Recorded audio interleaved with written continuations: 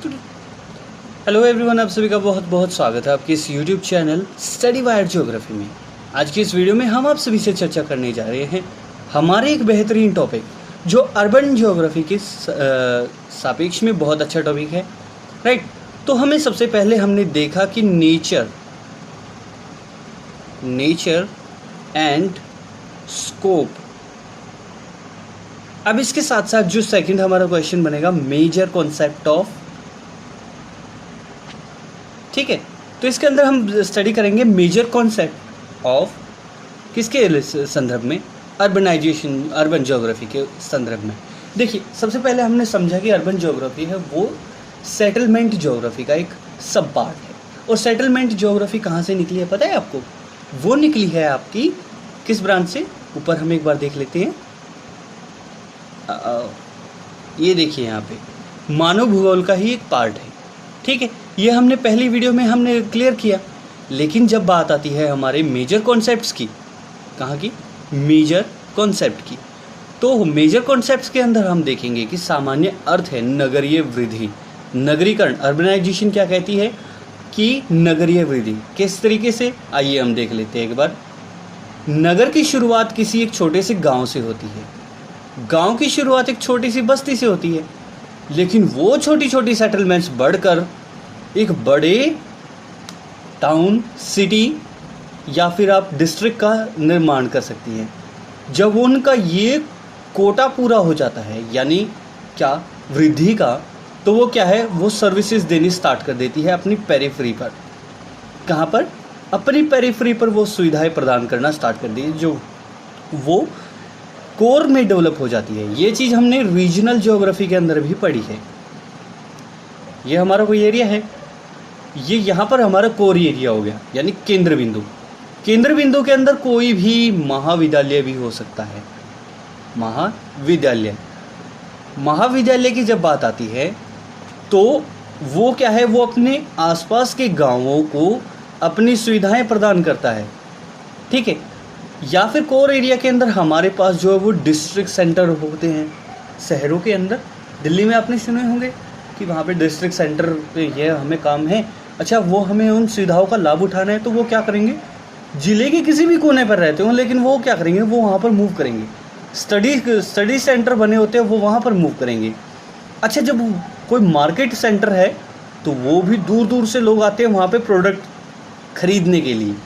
तो ये तो बात होगी हमारे अर्बन डेवलपमेंट की। तो नगरीकरण में सबसे प्राथमिक व्यवसाय तथा ग्राम्य जीवन की पद्धति से द्वितीय एवं तृतीय व्यवसाय तथा नगरीय जीवन पद्धति में परिवर्तन की सामान्य प्रक्रिया है।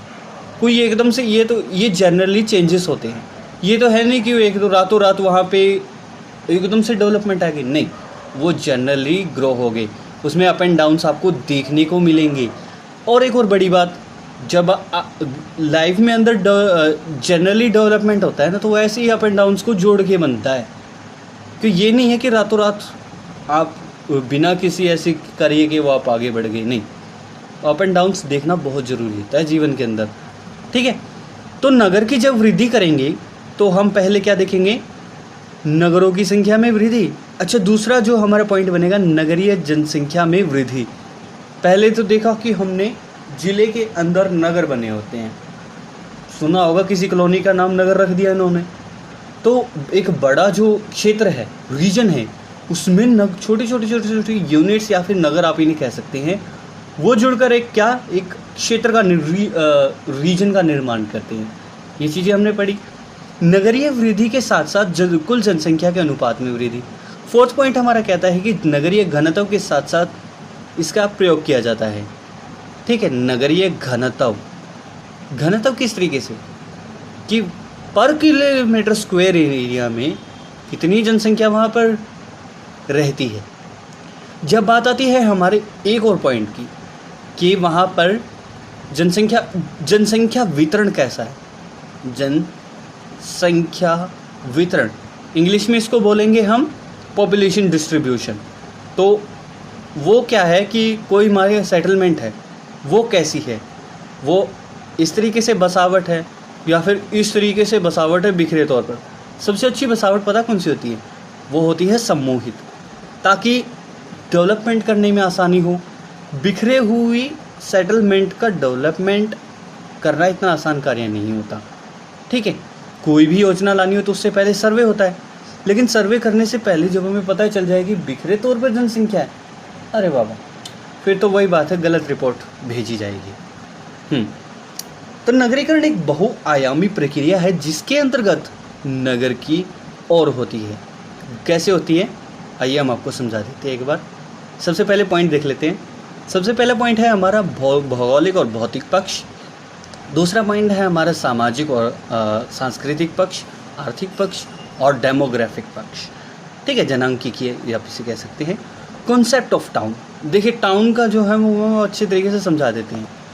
ये क्या कहता है कॉन्सेप्ट ऑफ टाउन, ये किस तरीके से डेवलप होगा। सबसे पहले विलेज से शुरुआत होगी, विलेज, फिर उसके बाद हमारा क्या बनेगा, टाउन, ठीक है, टाउन बन गया। टाउन से फिर आपका बनेगा सिटी, और सिटी से बनेगी आपको मेट्रो सिटी, मेट्रो सिटी, ठीक। जब ये सारे कदम यहाँ पे पूरे हो गए, एक सेकेंड, तो हम बात कर रहे थे कि किस तरीके से वहाँ पर फिर मेट्रो सिटी के बाद बनेगी हमारी, मेट्रो सिटी के बाद बनेगा हमारा एक और Megapolis city, Megapolis city. Megapolis city की अगर बात करें तो वो किस तरीके से होगी, वो दिल्ली, मुंबई, कोलकाता, चेन्नई, ये 4 ऐसी बड़ी सिटीज़ हैं जिन्हें हम मेगापोलिस सिटी कहते हैं। और एक यूएसए का शहर है डेट्रॉइट। डेट्रॉइट शहर किसके लिए मशहूर है, वो मशहूर है ऑटोमोबाइल इंडस्ट्रीज़ के लिए, तो वो एक तरीके से हब का कार्य करता है, ठीक है। भारतीय जनगणना विभाग ने किस तरीके से देखा कि उसके अंदर 5000 जनसंख्या हो, न्यूनतम जो मिनिमम क्राइटेरिया है, 75% अधिक लोग गैर कृषि कार्य यानी द्वितीय या सेकेंडरी और टर्शरी एक्टिविटी के अंदर वो इन्वॉल्व हो। 1 किलोमीटर के अंदर 400 व्यक्ति रहते हों, ऐसा जनसंख्या का घनत्व हो। लेकिन और भी बड़ी बात है, वो है गवर्नेंस, गवर्नमेंट के ऊपर, कि वो गवर्नमेंट उस एरिया को किस पैरामीटर्स पर वो रखती है।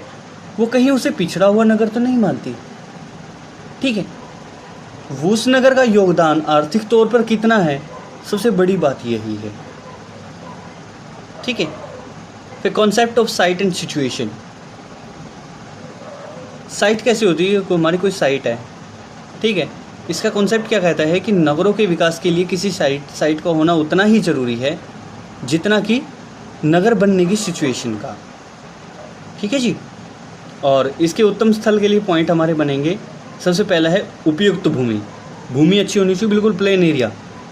जलापूर्ति के साधन, वहाँ या तो नहर, बड़ी नदी, नहर वहाँ से क्रॉस कर रही हो।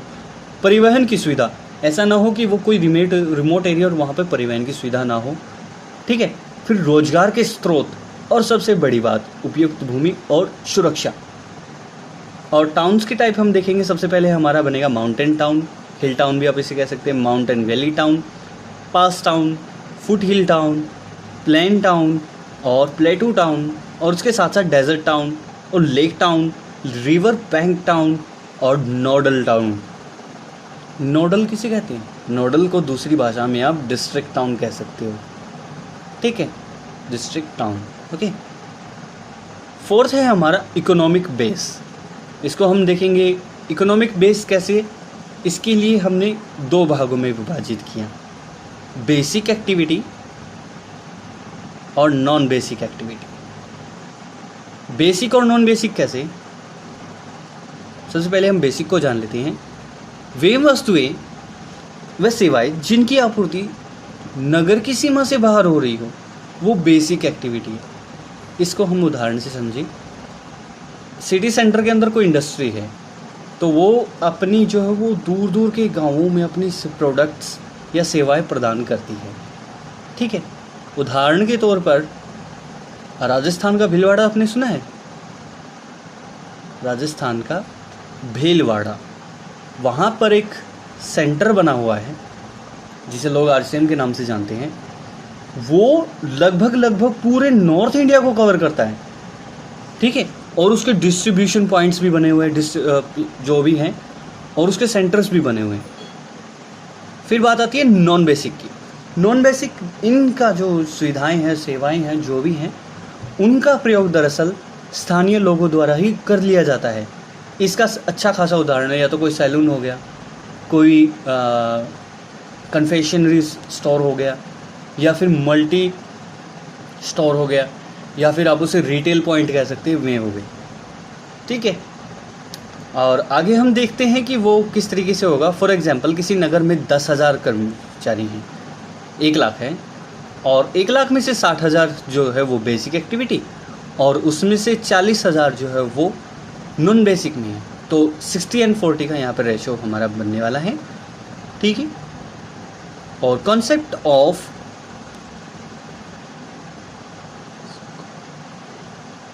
कॉन्वर्बेशन एंड मेगापोलिस। कॉन्वर्बेशन का अभिप्राय नगरीकृत क्षेत्र से है जिसका प्रभाव विभिन्न प्रत्यक्ष रूप से विकसित नगरीय इकाई के विस्तार व उनके मिल जाने से फलस्वरूप होता है। इसे हम कॉन्वर्बेशन कहते हैं। कॉन्वर्बेशन का सबसे पहले उपयोग अर्बन ज्योग्राफर पैट्रिक गोडेस ने किया था, ठीक है। पैट्रिक गोडेस जो भी है। Concept of central place. Central place की थ्योरी जो है वो उल्मान महोदय ने सबसे पहले दी थी, ठीक है। या फिर फाइनली यूज मार्क जेफरसन ने भी इन्होंने 1931 में इसे प्रस्तुत किया, और डब्ल्यू क्रिस्टालर ने 1933 में इसे प्रस्तुत किया। अगस्त लॉश ने इसे, और फिर बेरी ने, जर्मन में गैरिसन ने सेंट्रल प्लेस थ्योरी का विकास किया, ठीक है। कॉन्सेप्ट ऑफ प्राइमेट सिटी यानी प्राथमिक शहर। Law of primate city marks Jefferson ने इसे प्रस्तुत किया था या इसे प्रोपाउंड किया था, ठीक है। इसके अनुसार यदि जो कोई नगर एक बार अन्य नगरों में से बृहद बन जाए तो उसकी विकास की गति असाधारण और अन्य नगरों की तुलना में काफ़ी अधिक होती है। किस तरीके से वो एक बार फुली डेवलप हो जाए ना, यानी डेवलप्ड हो जाए, फिर तो उसकी विकास की गति अंदर से बाहर की होती है।